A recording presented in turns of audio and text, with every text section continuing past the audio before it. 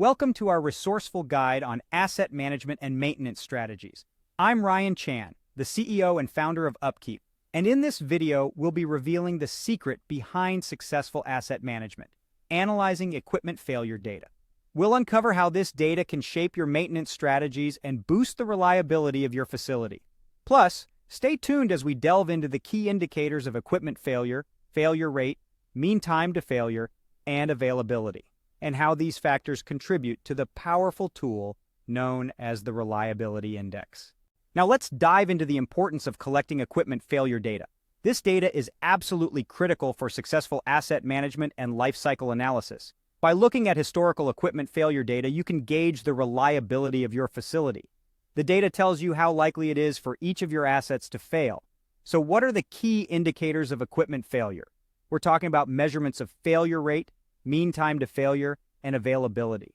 All these different failure metrics make up what's known as the Reliability Index, which can be a powerful tool in shaping your maintenance strategies.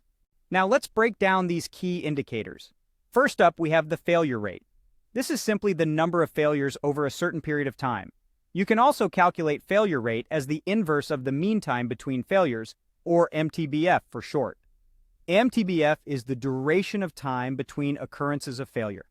It's particularly applicable to assets that are repairable, meaning assets that can be restored to a good working condition after being repaired. For assets that fail beyond economical repair, like consumables, the mean time to failure, or MTTF, is a more appropriate metric to use.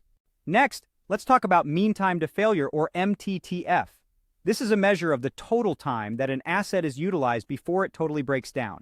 MTTF is a useful value to describe the average lifespan of non-repairable assets such as consumables and disposable instruments. The third key indicator is availability.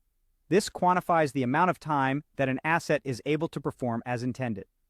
Unlike reliability, availability doesn't necessarily quantify a specific duration of continuous operation. Instead, it measures the total ability of an asset to perform work. Now let's put all these pieces together and define the Reliability Index. This refers to the likelihood that a piece of equipment will experience failure over a set period of time.